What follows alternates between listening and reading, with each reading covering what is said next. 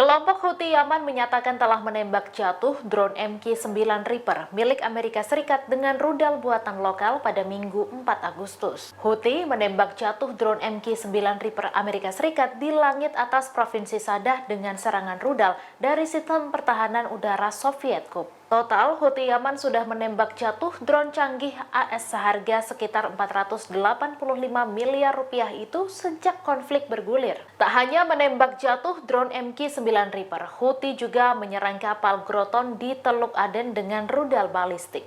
Kapal Groton itu dirudal saat akan memasuki pelabuhan di wilayah pendudukan yang melanggar larangan Houthi. Kapal tersebut menjadi sasaran Houthi karena kapal-kapal lain dalam struktur perusahaannya, kapal Groton baru-baru ini singgah di Israel sehingga dinilai sebagai aliansi Zionis. Iran dilaporkan mungkin akan mengoperasikan beberapa sistem rudal balistik taktis Iskander milik Rusia. Dikutip dari NBC, sebuah pesawat angkut 276 yang lepas landas dari Rusia mendarat di Teheran, Iran pada Senin 5 Agustus. Pengiriman rudal dari Rusia dilakukan di tengah ancaman Iran akan melakukan serangan ke Israel pasca kematian pemimpin Hamas Ismail Haniyeh. Belum diketahui pasti apakah datangnya kiriman rudal Iskander dari Rusia ini merupakan bantuan dari Presiden Rusia Vladimir Putin atau bukan. Namun perlu diketahui, sistem Iskander M merupakan salah satu perkembangan paling modern di bidang senjata rudal taktis dan selama ini jadi senjata andalan Rusia. Berikan senjata ampuh kepada Iran dapat secara signifikan mengubah keseimbangan kekuatan di kawasan Timur Tengah, di mana pada sisi Israel persenjataan banyak dipasok oleh Amerika Serikat. Sekelompok pemukim ilegal Yahudi Israel melakukan penyerbuan ke Masjid Al-Aqsa di Yerusalem Timur. Pemukim ilegal yang dikawal polisi Israel itu memasuki masjid untuk melaksanakan ritual keagamaan Yahudi.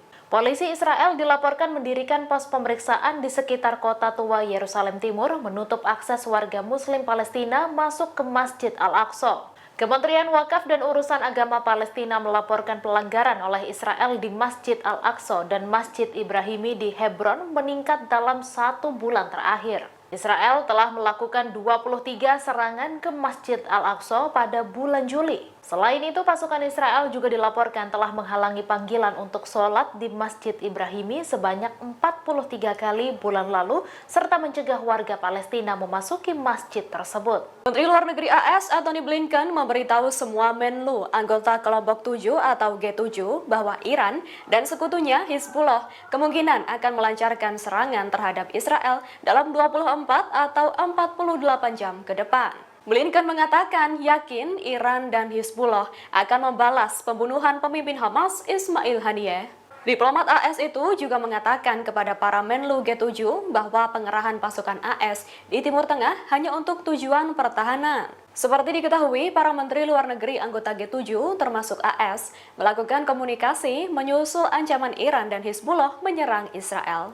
Adapun G7 sendiri adalah kelompok kerjasama negara-negara maju yang terdiri dari AS, Kanada, Perancis, Jerman, Italia, Jepang, dan Inggris Raya. Menteri Luar Negeri Yordania Ayman Safadi melakukan kunjungan resmi ke Teheran pada Minggu 4 Agustus 2024. Ayman Safadi adalah pejabat senior Yordania pertama yang melakukan kunjungan resmi ke Iran dalam lebih dari 20 tahun. Yordania yang merupakan sekutu dekat barat telah membantu mencegat sejumlah besar rudal dan drone yang ditembakkan oleh Iran ke arah Israel pada bulan April.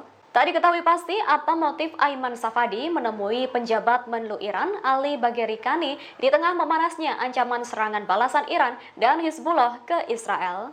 Di sisi lain, pada waktu yang bersamaan, Komandan CENTCOM Amerika Serikat, Jenderal Michael Kurilla, melakukan kunjungan ke Yordania. AS membujuk Yordania untuk bisa menggunakan wilayah udaranya agar bisa menghancurkan drone Iran. Secara khusus, AS ingin Yordania kembali mengizinkan jet AS dan Israel memasuki wilayah udaranya untuk mencegat pesawat nirawak Iran yang masuk. Di tengah panasnya ancaman serangan balasan Iran dan Hizbullah kepada Israel, IDF tetap membombardir Gaza, Palestina, Minggu 4 Agustus 2024.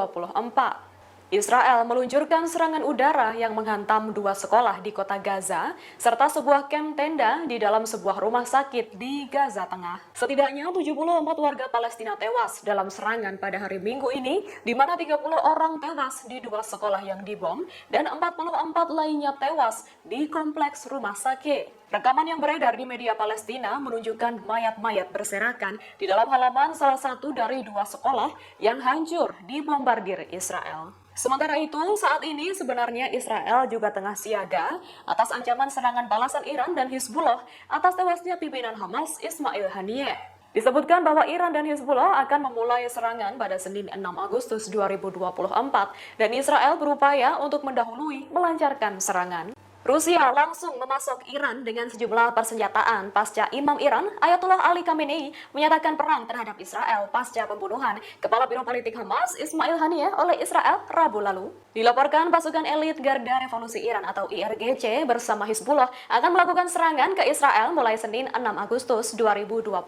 Meski memiliki senjata buatan dalam negeri yang mumpuni, Iran juga mendapat pasokan senjata canggih dari negara sekutunya. Sebelumnya, Amerika Serikat atau AS menjadi satu-satunya memasok senjata ke Iran sebelum mereka pecah kongsi pada 1980. China dan Rusia kemudian menggantikan posisi Amerika Serikat sebagai pemasok utama senjata ke Iran sejak tahun 1980-an hingga sekarang. Belakangan ini, Korea Utara juga dicurigai sebagai salah satu negara yang menyuplai persenjataan militer Iran. Tuduhan ini mencuat usai agen mata-mata Korea Selatan mengatakan Presiden Kim Jong-un memobilisasi dukungan persenjataan untuk militan Palestina dan pasukan Iran. Download Tribun X sekarang, menghadirkan lokal menjadi Indonesia.